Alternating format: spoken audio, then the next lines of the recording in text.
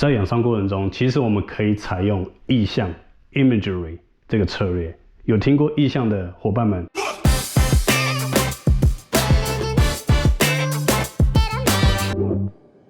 嗨，享受自我突破的伙伴们，大家好，我是Dr. KP， 欢迎来到巅峰心理表现实验室。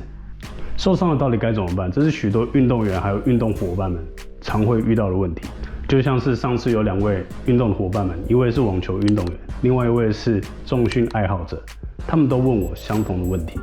就像是运动受伤后的养伤过程中，我们到底可以做哪些事情来减轻我们的压力？那我先来讲这2位的 cases。这2位伙伴们都是在努力的突破自己的运动极限的时候，一个不小心弄伤了手腕，另外一个不小心弄伤了背。这种受伤的感觉很不好受，我懂，因为你很多事情都不能做，像是你原本拟定好的训练计划，你不能去执行；你想要去精进自己的技术，也不能去做。我在这影片会提供一个有效的策略，来帮助你克服伤后所带来的挫折感还有压力。如果你是目前没有这方面困扰的伙伴们，其实这个影片也很适合你，因为提前了解，当我们遇到受伤的时候，我们有哪些事情是可以做的，这可以让你更有效率的去找到方法，解决你所面对的问题。那话不多说，我们就开始吧。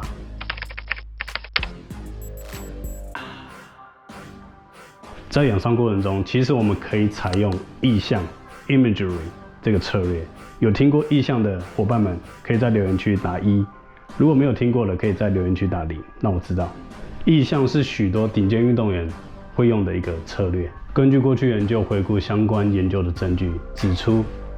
意象其实可以帮助我们去加速我们的复原速度，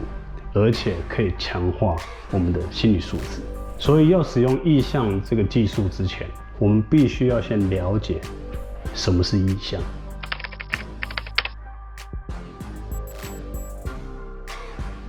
意象的定义就是意象者或是想象者去创造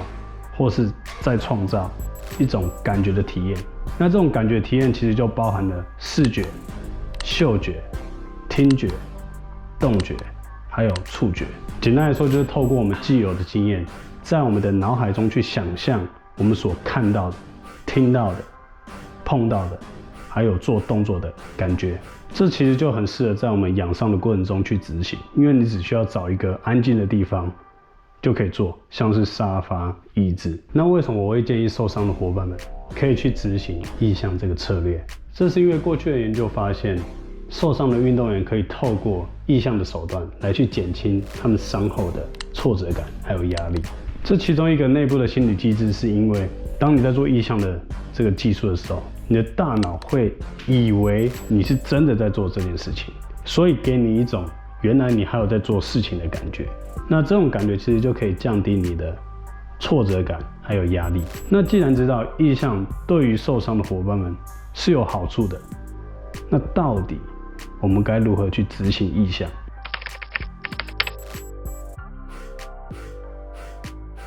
那我的建议会是，第一步，闭上你的眼睛，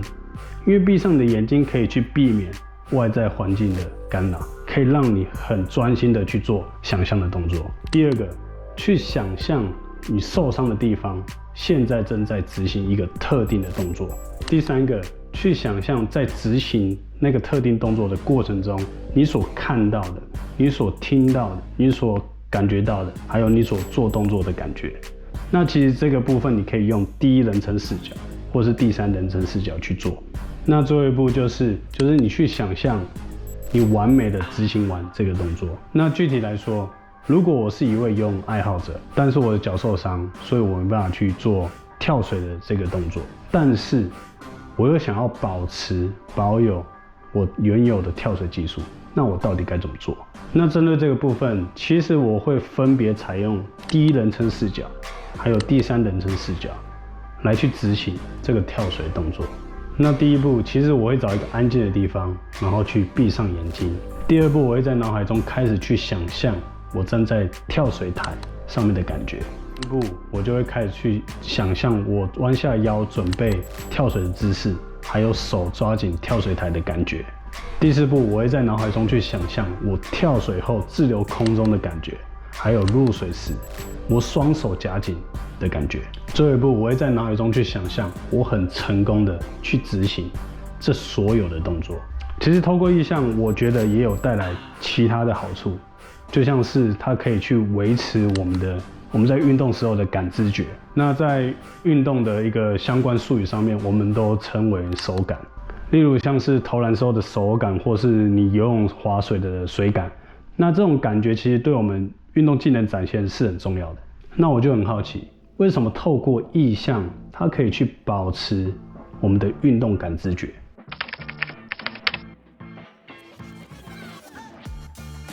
这是因为当我们在脑海中执行动作想象的时候，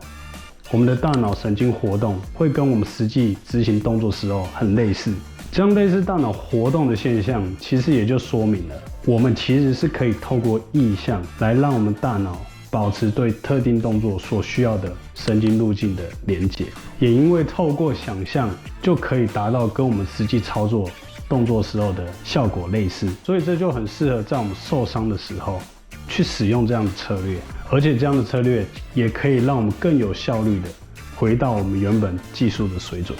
所以这也就是为什么我会建议伙伴们，当我们处在